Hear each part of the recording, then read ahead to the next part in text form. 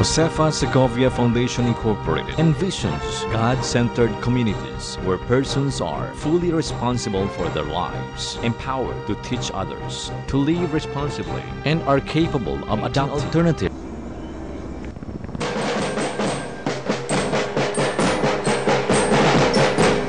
So, I'm very happy na nandito ako karon kag nagtambugod ko sa inyong araw ng tamayong. Nabuhat din sa tamayong bilang mga farmers po namo, mga farmers partners, no?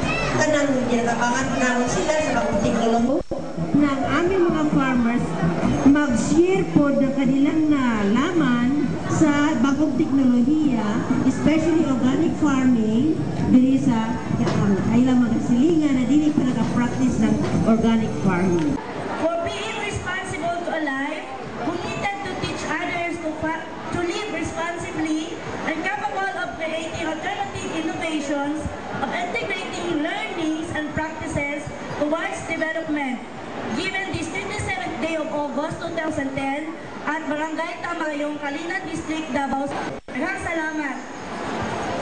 Saint Pedro Poveda, who believed that education is the key to social transformation, founded the Teresian Association. Josefa Segovia Foundation Incorporated is a non-stock, non-profit organization registered with the SIC-29 1990. Started its operation in Kalinan District of Davao City in 1991.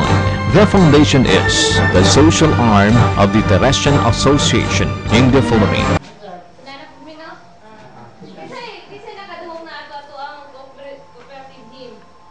Karon bang? Simon din mo lang pinpo. Sa nakita na to, magwapo din siya ang kooperatiba nagkakaisa o ang matagusa na adyo involvement na ay role. So i-relate na to sa tuang seminar karon nga ang among tumungan ang pinaka-objective gyud na makita sa kada membro ang ilahang role isip membro sa kooperatiba. Mo ganang good news. Nami surprise sa inyo. So, Josefa Segovia maghatag ulit at mas dako 4 times, no? Bigger than the original loan that you have.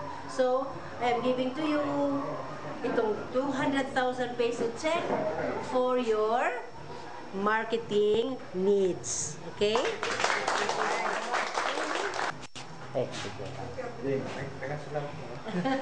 By the way, no? Ano yung 200,000 ato ning iuli sa ilab by 4 months o January next year. In 4 months. So, I'm sure na mabayaran po ninyo na. Salamat ko sa Josefa Segovia Foundation na among nadawat kantidad ng 200,000 as assistant sa marketing.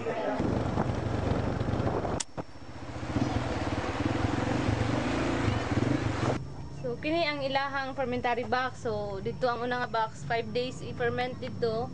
Common. Diri sa second box diri ang 3 days i-ferment. So after ani dito na ibutang solar dry na siya.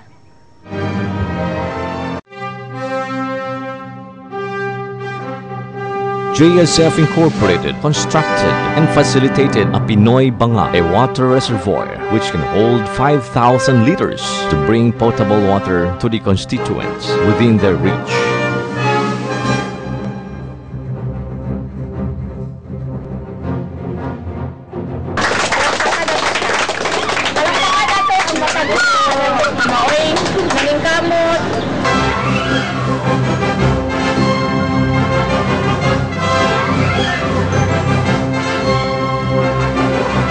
JSF Incorporated conducts seminars like gender development for as one of its vision and mission of integral education and development. To upgrade the form production, JSF put up a demonstration form located at Lamanan, Barangay Lacson. Consists of 2.5 hectares. Barangay Lacson is the first barangay being catered by JSF Incorporated.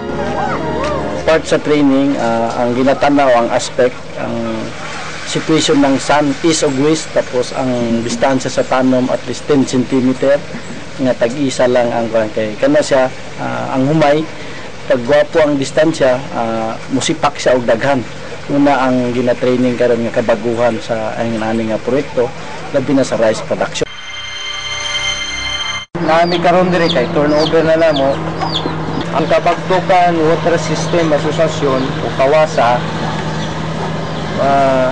Nag-commit to sa Lutheran World Relief o Castilla La Mansa. Duha man gud ang nagakapaabot diri sa inyo patabang para doon na mo'y patubig. Kining project manghinaot ng usita si Gubya nga ma-maintain, padayon ya magkatinabangay mo aron dili wala tong kini nga mga proyekto.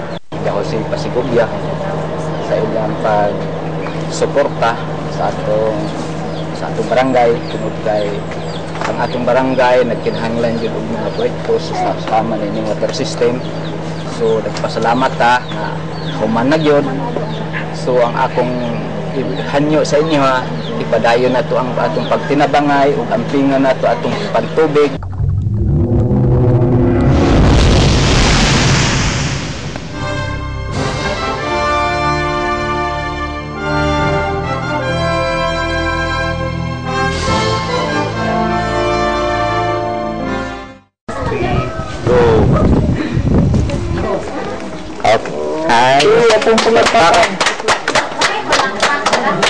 As part of the development initiatives of the Barangay Council of Suawan and as a commitment to Castilla La Mancha, which has supported the operation of strengthening partnership for poverty reduction project of Josefa Sigubia Foundation Incorporated, Barangay Local Government Unit of Suawan declares its commitment to manage the maintenance and sustainability of the Baker Center building for the benefit of Baker students.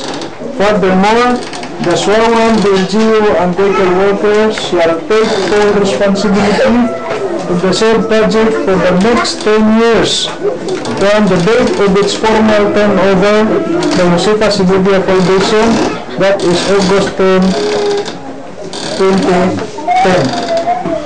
Predikikan sa ato ang GSF na sa diing kanunay mo ay nagatabang dili lang dili ang project na makita nato kundi dito sa lower asa ko yun sa high school, so Awan High School, so dito ang mga Pinoy na karon nakusla na dito wapo presko ang tubig katong tabang sa ato ali sa barangay na kanin yung building dire ang pingala po sa staff o kang sa taga-GSF o subunato dagan kayo salamat kaninyo hinaot pa nga dili mo magmakuli sa sunod na mo mga pangayon pa mga tabang.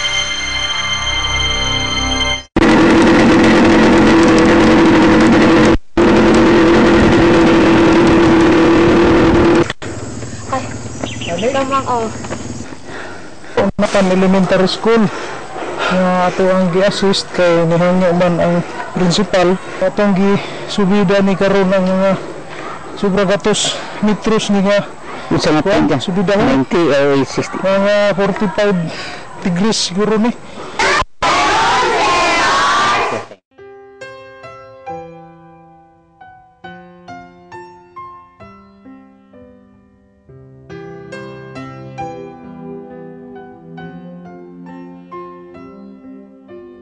Don't lose your way with each passing day. You've come so far, don't throw it away. Salamat mig dako sa GSF nga kaning gamay nga gitabang na sa mga makapalambok ko ni dugang sa among asosasyon para makatabang ko sa mga tao. Salamat mig dako sa GSF. Live your story, faith, hope, and glory. Hold to the truth in your heart. If we hold on. So ako yung pasalamatan sa kanunay ang Josefa Segovia Foundation sa kanunay nilang paghatag og suporta sa among barangay. Ayo lang yun man ma'am nga unta ipadayon ninyo ang inyong suporta o pakiglambigit o partnership sa barangay Tamugan. Utol, kanunay, pero kani siya mga panghinaot. Karon gitapos nato pero nisugod po ta og bagong ang-ang sa paglahutay, sa pag-uban-uban. Kamu tapon mo ingon sa inyong kaugalingon, ako manimuha o mukomit nga kanunay makiguban kaninyo. Sa Board of Trustees sa Josefa Segovia Foundation, si Dr. Teresita R. Infante. Kaya interesado ko kaayo sa mga nahitabo sa kaning CLM na project na nahitabo no nining duha ka tuig. Kunyari ako maghatag ng inspiration talk sa inyo ha, pero ako man ang na-inspire sa kooperasyon sa mga mag-uuma, sa mga kooperatiba, sa mga associations. At akong inspiration ni hatag sa inyo padayunon ang nabdan o padayunon ang pagkalambigin ninyo ng JSF. Okay? Salamat kayo. Ako lang pong ika-kuhan sa district. Okay kayo. Walo ka bata na ko. Bilang yung tanan. Wala nga. Nagpasalamat yun ko sa district. JSF thank Castilla-La Mancha, its employees, partners, farmers, partner agencies, and all those who in one way or another has contributed to the successful implementation of this project.